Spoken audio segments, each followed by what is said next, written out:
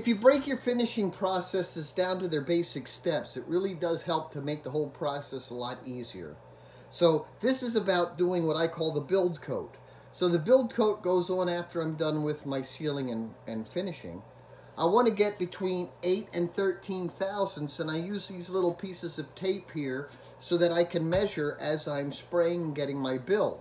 So once I get my goal between 8 and 13 thousandths, I can let that sit for a couple of days, level sand with 400 grit, and yes, that goes against all of the typical theories, but level sand with 400 grit, do your body and fender work at that point where you take care of all of your drop-ins and filling, and then you'll be prepped and ready to go to the next stage, which is your final coats.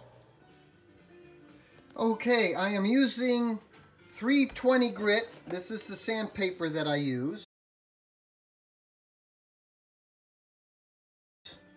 I'm dry sanding. Now this is what I'm calling the build coat lacquer. This is after sealing. I have about 5 coats of lacquer for an 8 thousandths coverage.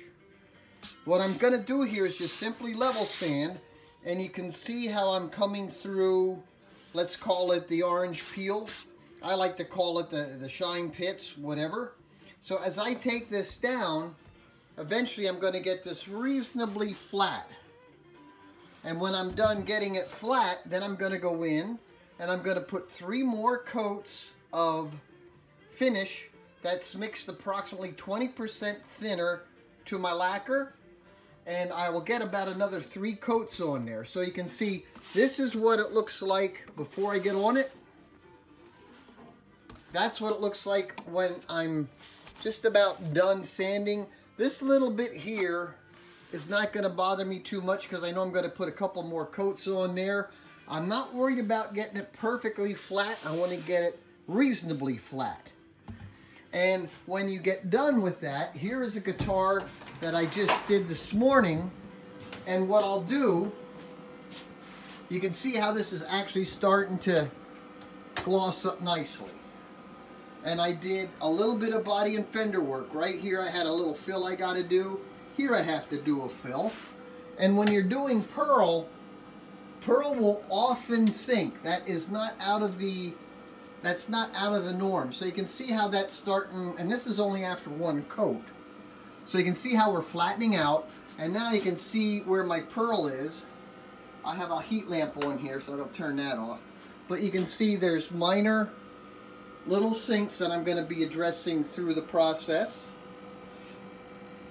And here I have a little sink to touch up.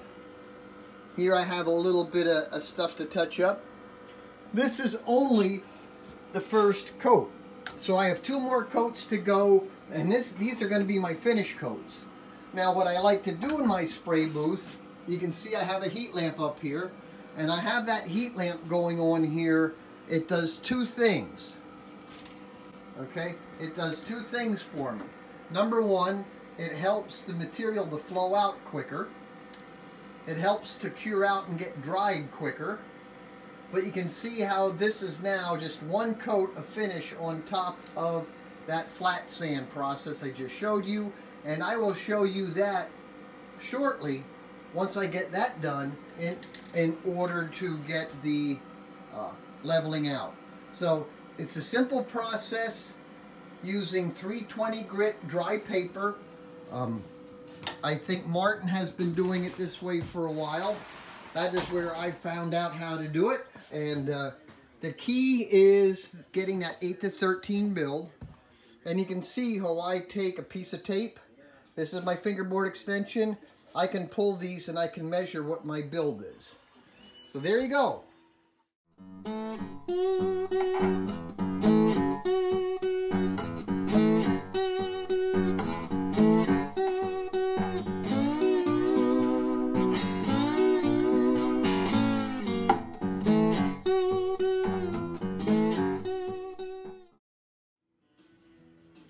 I want to explain when I'm sanding, while I'm using a fest tool, I also found that the no holes will give you a lot less swirl marks, okay? But when I'm sanding, for lack of a better term, I'm kind of feathering, so I'm kind of like I'm trailing cement. I'm doing this leading edge going back and forth. You want to avoid it pilling up, and I'll show you what that looks like.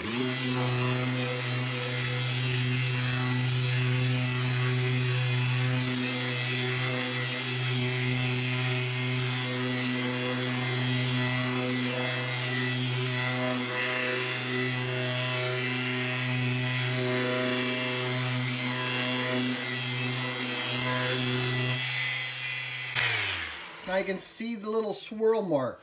That usually comes from pilling up, and you can see that little round spot on my sandpaper. So if you take it and just wipe it on your pants, that helps to keep you going. Okay, I'm done sanding the back with the 320 grit. When I was all finished with the random orbital, then I just hit it real quick, a flat sanding block. And yes, there's a few minor little sprinklies in there, and by that I mean if you look close you might see some small orange peel. I'm really not worried about that because that's all going to go out when I do my spraying. Now when I do my spraying, I told you what my mix is. I'm using about 20% thinner. If it's humid out, I'd put a touch of retarder in, but the key to spraying is just how you have it set up, how much solids are coming, your pattern. Okay, this is my sanding table. I actually use a yoga mat.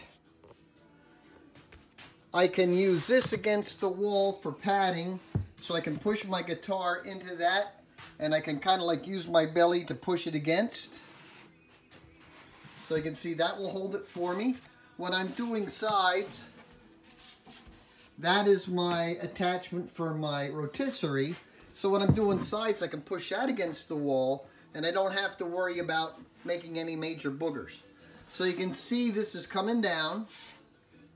I'm getting it ready to get sprayed, and I'll shoot a video of me spraying this very shortly. Now I do use vinyl sealer. I do use my filler of choice is Aqua Coat. I use that pretty regularly, and what I like to do with that is I use this to help put it in. I have some filling I'm going to do shortly, but I know we have a video on that, so there you are. Okay, now that I'm basically done sanding, I like to use these microfiber cloths, and you can see they cleaned it up pretty nicely. And when I'm done wiping it down with the microfiber, I'm going to come back. I will come back and I'm going to wipe it all down with naphtha and a paper towel. So you can see how that gets the worst of it up. Now here, you can see there's a good bit of shine. That's going to be determined to be repaired under what I call body and fender work. So we'll drop fill that later. So